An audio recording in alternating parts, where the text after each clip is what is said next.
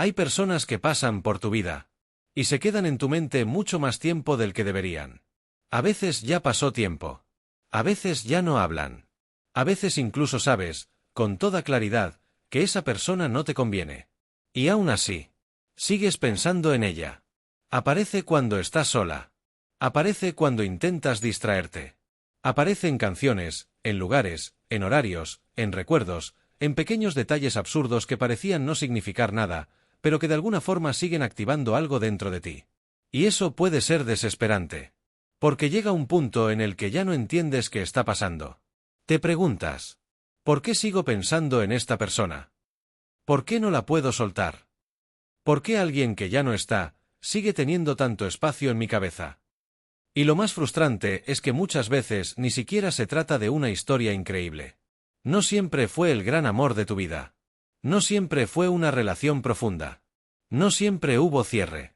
No siempre hubo algo suficiente como para justificar el nivel de obsesión mental que quedó después. Y ahí es donde muchas personas se confunden. Porque creen que si alguien sigue en tu mente, es porque necesariamente significa algo muy grande. Como si pensar mucho en alguien fuera automáticamente una prueba de amor verdadero, conexión especial, destino, química única o la persona correcta en el momento equivocado. Pero la mente humana no funciona así de simple. Y esta es una verdad incómoda, pero importante. No siempre extrañas a la persona. A veces extrañas lo que esa persona activó en tu cerebro. Y entender eso cambia muchísimo. Porque a veces no estás atrapada en una persona. Estás atrapado en un patrón mental. Y ese patrón puede ser mucho más fuerte de lo que parece. Una de las razones por las que ciertas personas se quedan tanto tiempo en tu cabeza es porque tu cerebro no se engancha solamente con lo que es bueno. Se engancha muchísimo con lo que es incierto, incompleto, impredecible, ambiguo y emocionalmente inestable. Y esto es clave. Porque muchas veces la gente cree que lo que más engancha es la estabilidad, la paz o lo bonito. Pero psicológicamente, no siempre es eso lo que más te atrapa. De hecho, muchas veces lo que más te engancha es lo que no termina de cerrarse. Lo que te deja en duda. Lo que te da un poco, y luego te lo quita. Lo que te deja preguntándote qué significó. Lo que no fue del todo claro. Lo que parecía que podía ser, pero nunca terminó de ser. Y eso tiene muchísimo poder sobre la mente. Porque el cerebro humano odia profundamente los ciclos inconclusos. Odia los vacíos. Odia lo ambiguo. Odia no saber del todo. Y cuando algo queda abierto emocionalmente, tu mente tiende a volver una y otra vez a eso. Como si siguiera intentando resolverlo. Y aquí empieza una de las trampas más fuertes de todas. Confundir intensidad con significado. Solo porque algo te afecta mucho, no significa necesariamente que era correcto para ti. Solo porque no puedes dejar de pensar en alguien, no significa automáticamente que esa persona era especial en el sentido profundo que tú quisieras. A veces simplemente fue alguien que activó en ti un circuito muy específico. Y ese circuito puede ser adictivo. Aquí entra algo muy importante. La recompensa intermitente. Esto explica muchísimo de por qué algunas personas se vuelven tan difíciles de sacar de la cabeza. Tu cerebro no se engancha solo a lo que te hace bien. Muchas veces se engancha más fuerte a lo que te recompensa de forma impredecible. Y eso pasa cuando alguien aparece y desaparece, a veces te da atención y a veces no, a veces parece interesada y luego se enfría, a veces te acerca y luego te aleja, a veces te hace sentir importante y luego invisible. Ese patrón es brutalmente potente para el cerebro. Porque crea una dinámica donde nunca hay seguridad total. Pero sí suficiente recompensa como para que sigas esperando. Y cuando eso se repite, tu mente empieza a quedarse pendiente. No en paz. No estable. No tranquila. Pendiente. Y esa palabra importa mucho. Porque muchas veces no estás enamorada en el sentido sano de la palabra. Estás enganchada a la expectativa. A la posibilidad. A la próxima señal. Al próximo mensaje. Al próximo acercamiento. A la próxima migaja emocional que reactive el circuito. Y eso se puede sentir intensísimo. Tanto, que muchas personas lo interpretan como amor. Pero no siempre lo es. A veces es algo mucho más químico, más automático y más mental. Y entender eso no le quita dolor a lo que sientes. Pero sí puede ayudarte a dejar de romantizar algo que en realidad te está atrapando. Hay otra razón muy fuerte por la que alguien puede quedarse dando vueltas en tu cabeza. Esa persona no solo activó deseo. También pudo haber activado vacío. Y esta parte es delicada, pero importante. Porque a veces una persona no se vuelve inolvidable solo por lo que fue. A veces se vuelve inolvidable por lo que despertó. Por ejemplo, puede haber despertado validación, ilusión, sensación de ser vista, emoción, adrenalina, esperanza, deseo de ser elegida, ganas de sentirte suficiente. Y cuando alguien activa eso, tu mente no solo se engancha a la persona, también se engancha a cómo te sentías alrededor de esa posibilidad. Y eso complica muchísimo las cosas. Porque entonces no solo extrañas a alguien. Extrañas una versión de ti, una sensación, una expectativa, una fantasía, una emoción que tu vida tal vez no estaba activando en otro lugar. Y por eso a veces cuesta tanto soltar. Porque soltar no solo se siente como perder a una persona. A veces se siente como perder un estado interno. Perder una historia que tu mente estaba construyendo. Perder una promesa emocional. Y eso duele mucho más de lo que la gente suele admitir. Ahora, hay una trampa todavía más profunda. La mente llena huecos con fantasía. Cuando alguien no estuvo del todo disponible, no fue del todo claro o no te dio una historia completa, tu mente muchas veces empieza a completar lo que faltó. Y casi nunca lo completa de forma neutral. Lo completa con imaginación, idealización, posibilidades, escenas que nunca pasaron, conversaciones que nunca existieron, versiones más bonitas de lo que realmente fue. Y ahí el vínculo deja de ser solo con la persona real. Empieza a mezclarse con la versión mental que construiste. Y eso es peligrosísimo. Porque no puedes soltar fácilmente algo que en parte ya no existe en la realidad. Pero sigue vivo en tu cabeza. Y esto le pasa a muchísima gente.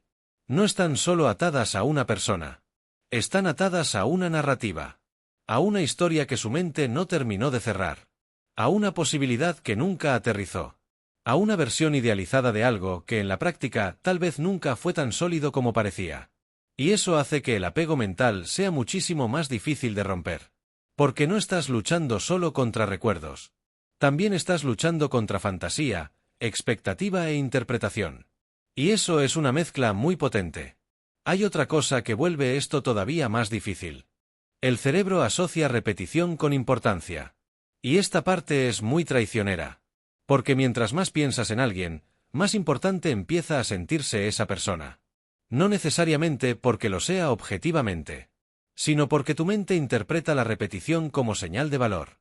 Es decir, si piensas mucho en alguien, tu cerebro empieza a leer eso como: esto debe ser importante. Esto debe significar algo. Esto debe merecer atención. Y así el ciclo se alimenta solo. Piensas en la persona.